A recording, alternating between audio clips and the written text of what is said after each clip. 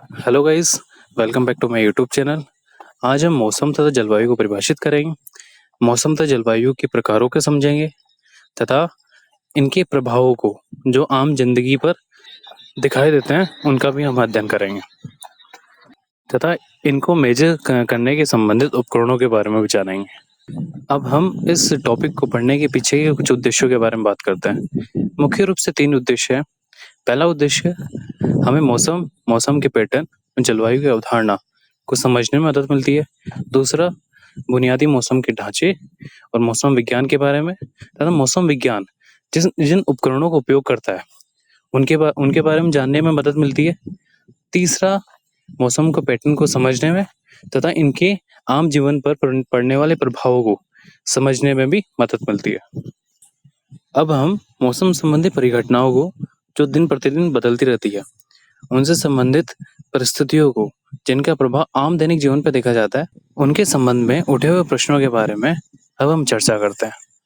उनमें महत्वपूर्ण प्रश्न है जैसे मानव का पहनावा और मानव की दैनिक गतिविधियां, चूँकि जलवायु का निर्धारण एक लंबे समय अंतराल के माध्यम से किया जाता है जिन्हें हम आने वाली स्लाइड्स में पढ़ेंगे।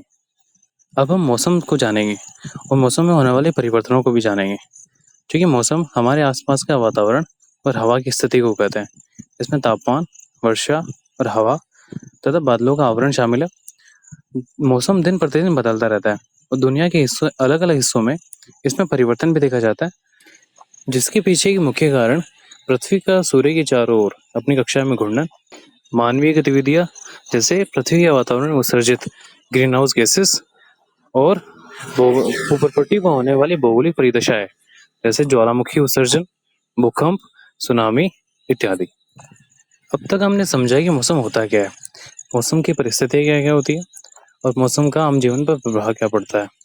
अब भारत सरकार ने मौसम से संबंधित परिस्थितियों को जानने के लिए, पहचानने के लिए एक विभाग बना रखा है जिसे मेट्रोलॉजिस्ट डिपार्टमेंट कहते हैं। इनके वैज्ञानिक भौगोलिक परिस्थितियों का अध्ययन करके मौसम संबंधी भविष्यवाणी करते हैं। वे तापमान, आर्द्रता, हवा की गति तथा मौसम को प्रभावित करने वाले अन्य कारक जिनका विश्लेषण जिन उपकरणों के माध्यम से किया जाता है वे उपकरण उन्हें मौसम के मिजाज को समझने तथा उनके पूर्वानुमान लगाने में भी मदद करते हैं। अब हम मौसम वैज्ञानिकों के द्वारा उपयोग किए जाने वाले उपकरणों को देखते हैं। मुख्य रूप से मौसम विज्ञान 4 तरह के उपकरणों का उपयोग करते हैं। पहला थर्मामीटर होता है जिसके माध्यम से हवा के तापमान को मापा जाता है। दूसरा बैरोमीटर जिसके माध्यम से वायु के दाब को मापा जाता है तथा इसकी भविष्यवाणी करने में मदद करता है। तीसरा होता है एनीमोमीटर जिसका उपयोग हवा की गति को मापने के लिए किया जाता है तथा इनमें कुछ उपग्रह भी शामिल है जिनके माध्यम से वायुमंडलीय स्थितियों के बारे में चित्र मुहैया किए जाते हैं और इन चित्रों को पढ़ के, समझ के वायुमंडलीय परिस्थितियों को समझा जाता है। अतः इन वैज्ञानिक उपकरणों का उपयोग करके मौसम वैज्ञानिक मौसम को पूर्वानुमान लगाते हैं।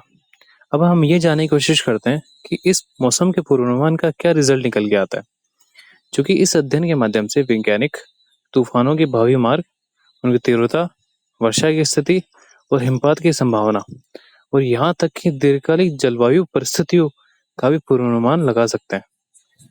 अब तक हमने मौसम की परिभाषा तथा मौसम के उद्देश्य और इसके साथ साथ मौसम का आम जीवन पर प्रभाव और मौसम वैज्ञानिकों के जरिए उपयोग किए जाने वाले कुछ वैज्ञानिक उपकरणों के बारे में पढ़ा। अब हम क्लाइमेट के बारे में पढ़ेंगे।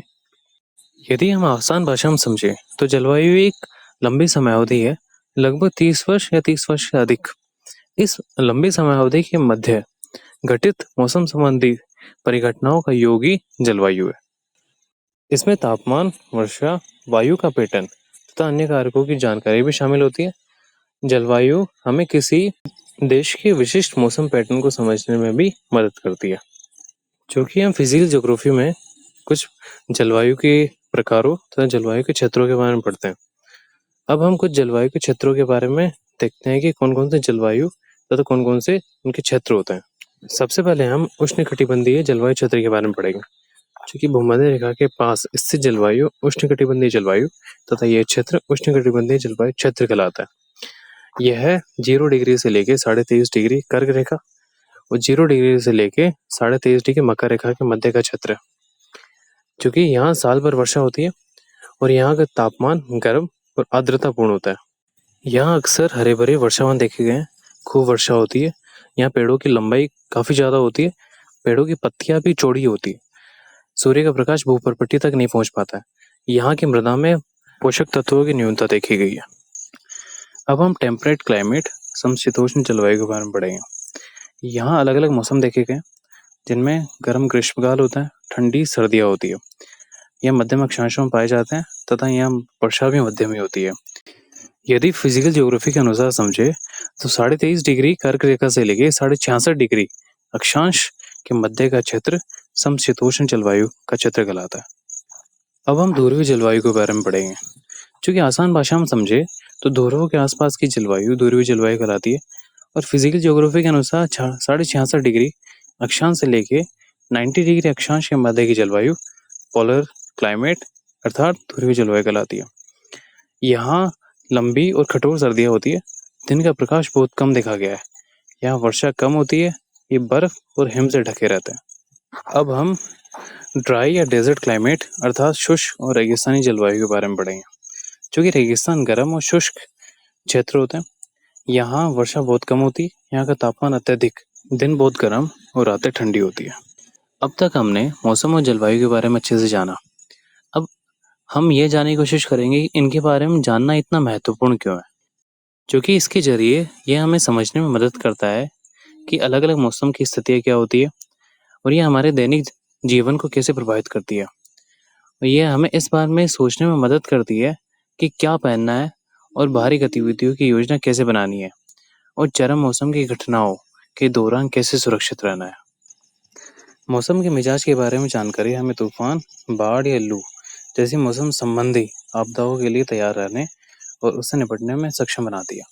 हम खुद को और अपने समुदाय को सुरक्षित रखने के लिए जरूरी सावधानियां बरत सकते हैं, क्योंकि इस प्रकार की जानकारी को प्राप्त करके कृषिगत गतिविधियों को बढ़ाया जा सकता है। किसान फसल बोने, सिंचाई करने, कटाई के बारे में निर्णय लेने के लिए मौसम के मिजाज और जलवायु की समझ पर निर्भर करती है। इससे उन्हें अपने खेतों का प्रभावी ढंग से प्रबंधन करने और खाद्य उत्पादन सुनिश्चित करने में भी मदद मिलती है। अतः हमें एनवायरमेंटल अवेयरनेस की जरूरत क्यों है? क्योंकि मौसम के मिजाज और जलवायु का हमारे ग्रह के स्वास्थ्य से गहरा संबंध है। इनके बारे में जानकर हम पर्यावरण के प्रति और उसकी सुरक्षा के महत्व को अधिक समझ पाते हैं। इसलिए हमें एनवायरमेंटल समझ को अधिक से अधिक बढ़ावा देना चाहिए।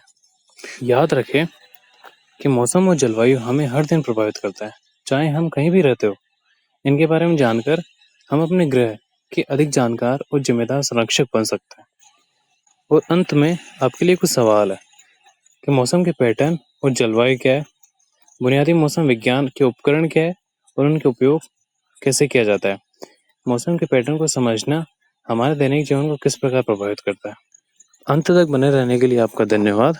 यदि ये वीडियो आपको नॉलेजेबल लगा हो तो please like, share and subscribe कीजिए।